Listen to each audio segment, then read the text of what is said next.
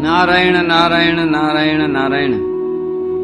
श्रीमद् भागवत अष्टम स्कंध अथाष्टमोऽध्यायः। 8वां अध्याय। समुद्र से अमृत का प्रकट होना और भगवान का मोहिनी अवतार ग्रहण करना। श्री सुखदेव जी कहते हैं, इस प्रकार जब भगवान शंकर ने विष पी लिया तब देवता और असुरों को बड़ी प्रसन्नता हुई। वे फिर नए उत्साह से समुद्र मथने लगे। तब समुद्र से कामधेनु प्रकट हुई। वह अग्निहोत्र की सामग्री उत्पन्न करने वाली थी, इसलिए ब्रह्मलोक तक पहुंचाने वाले यज्ञ के लिए उपयोगी पवित्र घी, दूध आदि प्राप्त करने के लिए ब्रह्मवादी ऋषियों ने उसे ग्रहण किया। उसके बाद उच्चैश्रवा नाम का घोड़ा निकला। वह चंद्रमा के समान श्वेत वर्ण का था। बलि ने उसे लेने की इच्छा प्रकट की। इंद्र ने उसे नहीं चाहा, क्योंकि भगवान ने उन्हें पहले से ही सिखा रखा था। तदनंतर ऐरावत नाम का श्रेष्ठ हाथी निकला। उसके बड़े बड़े 4 दांत थे, जो उज्जवल वर्ण कैलाश की शोभा को भी मात करते थे। तत्पश्चात कौस्तुभ नामक पद्मराग मणि समुद्र से निकली। उस मणि को अपने हृदय पर धारण करने के लिए अजित भगवान ने लेना चाहा। परीक्षित, इसके बाद स्वर्गलोक की शोभा बढ़ाने वाला कल्प वृक्ष निकला।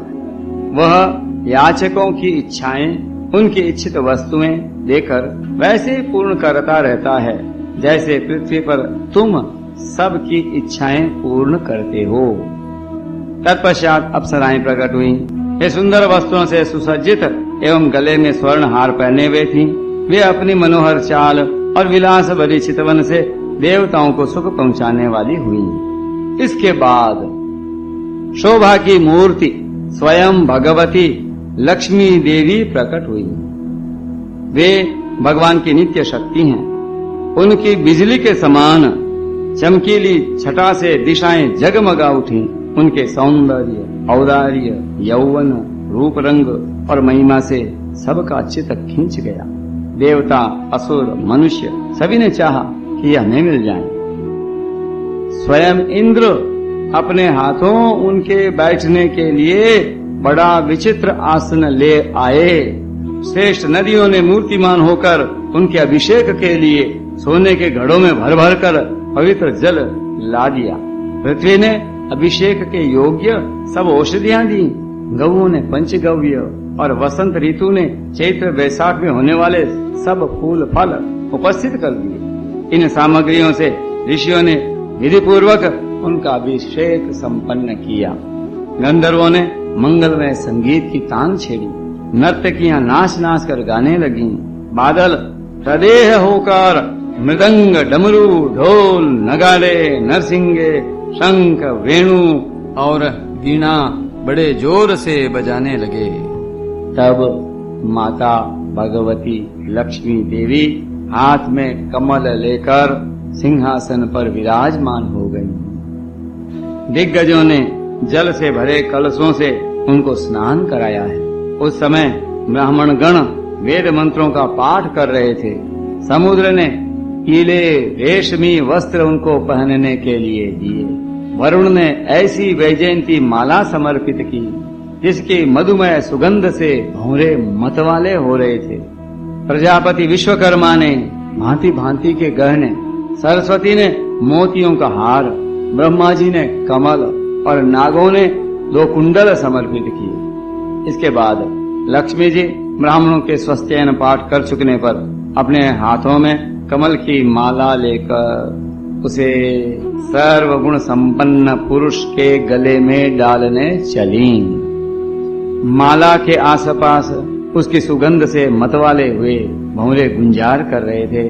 उस समय लक्ष्मी जी के मुख की शोभा अवर्णनीय हो रही थी। सुंदर कपोलों पर कुंडल लटक रहे थे। लक्ष्मी जी कुछ लज्जा के साथ मंद मंद मुस्करा रही थीं। उनकी कमर बहुत पतली थी। दोनों स्तन बिल्कुल सटे हुए और सुंदर थे। उन पर चंदन और केसर का लेप किया हुआ था।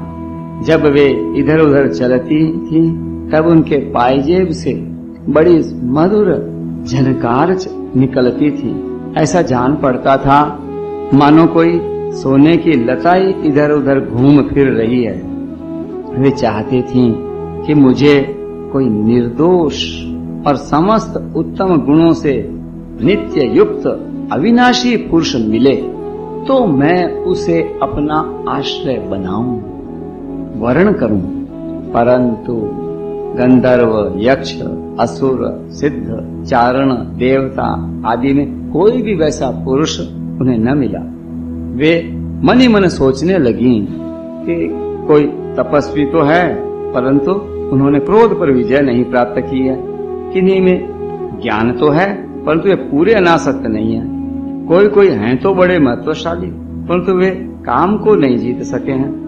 किन्हीं में ऐश्वर्य भी बहुत है, परंतु वह ऐश्वर्य ही किस काम का, जब उन्हें दूसरों का आश्रय लेना पड़ता है। किन्हीं में धर्माचरण तो है, परंतु प्राणियों के प्रति वे प्रेम का पूरा बर्ताव नहीं करते। त्याग तो है, परंतु केवल त्याग ही तो मुक्ति का कारण नहीं है। किन्हीं में वीरता तो अवश्य है, परंतु वे भी काल के पंजे से बाहर नहीं है।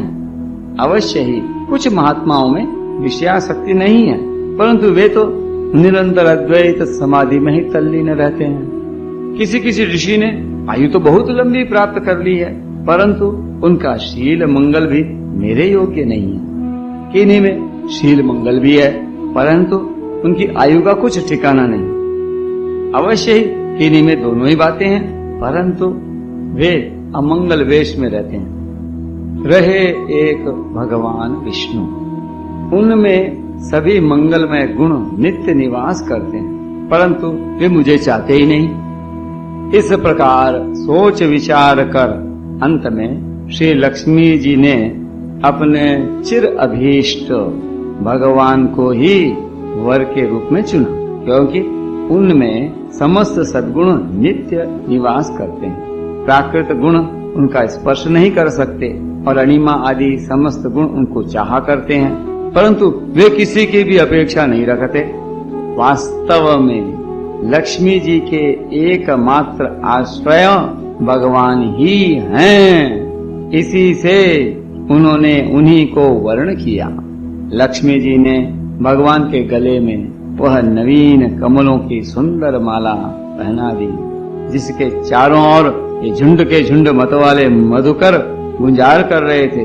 इसके बाद लज्जापूर्ण मुस्कान और प्रेम पूर्ण चितवन से अपने निवास स्थान उनके वक्षस्थल को देखती हुई वे उनके पास ही खड़ी हो गईं। जगत पिता भगवान ने जगत जननी समस्त संपत्तियों की अधिष्ठात्री देवता श्री लक्ष्मी जी को अपने वक्षस्थल पर ही सर्वदा निवास करने का स्थान दिया। लक्ष्मी जी ने वहां विराजमान होकर अपनी करुणा भरी चितवन से तीनों लोक, लोकपति और अपनी प्यारी प्रजा की अभिवृद्धि की।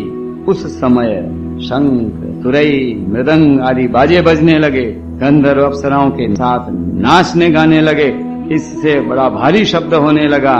ब्रह्मा, रुद्र, अंगिरा आदि सब प्रजापति पुष्प वर्षा करते हुए भगवान के गुण, स्वरूप और लीला आदि के यथार्थ वर्णन करने लगे। मंत्रों से उनकी स्तुति करने लगे।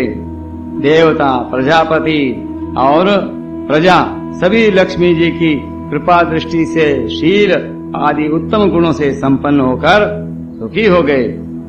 लक्ष्मी नारायण भगवान की जय।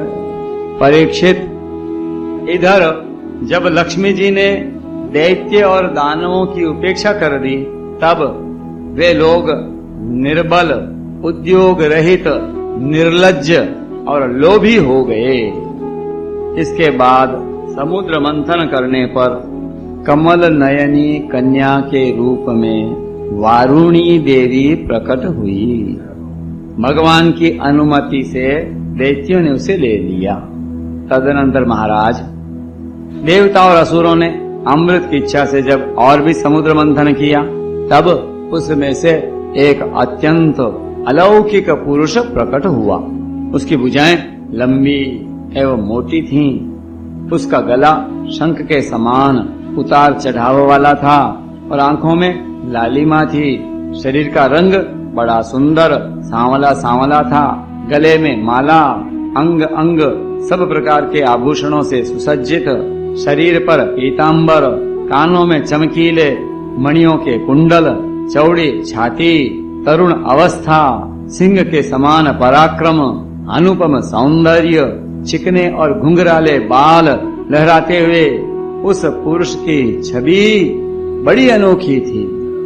उसके हाथों में कंगन और अमृत से भरा हुआ कलश था। वह साक्षात विष्णु भगवान के अंशांश अवतार थे।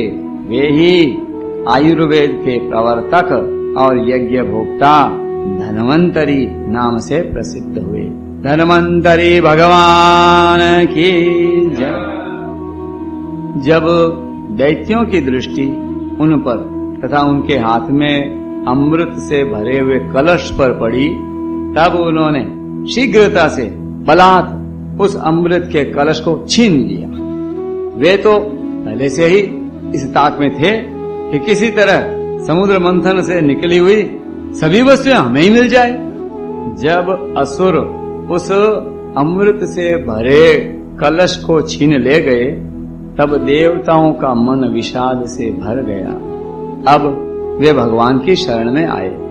उनकी दीन दशा देखकर भक्त वांछा कल्पतरु भगवान ने कहा, देवताओं, तुम लोग खेद मत करो, मैं अपनी माया से उनमें आपस की फूट डालकर अभी तुम्हारा काम बना देता हूँ। भक्त वत्सल भगवान की जय।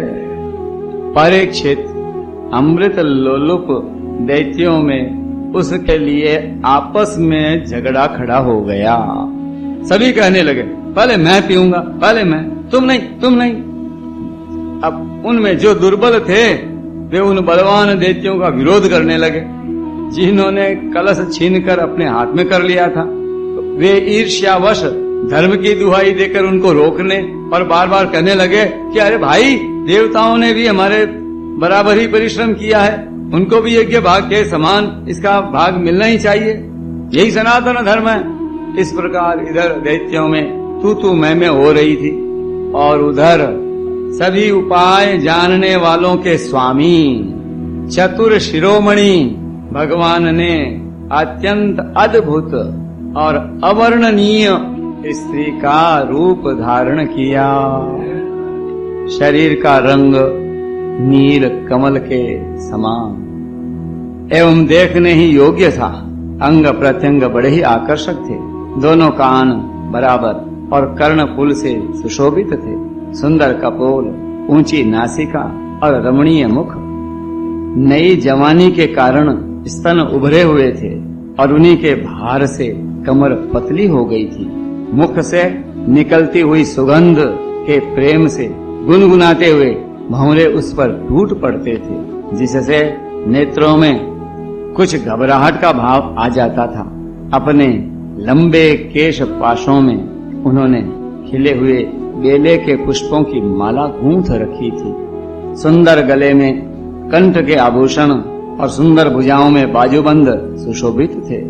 इनके चरणों के नूपुर मधुर ध्वनि से रुन झुन कर रहे थे और स्वच्छ साड़ी से ढके नितंब द्वीप पर शोभायमान करधनी अपनी अनूठी छटा छिटका रही थी।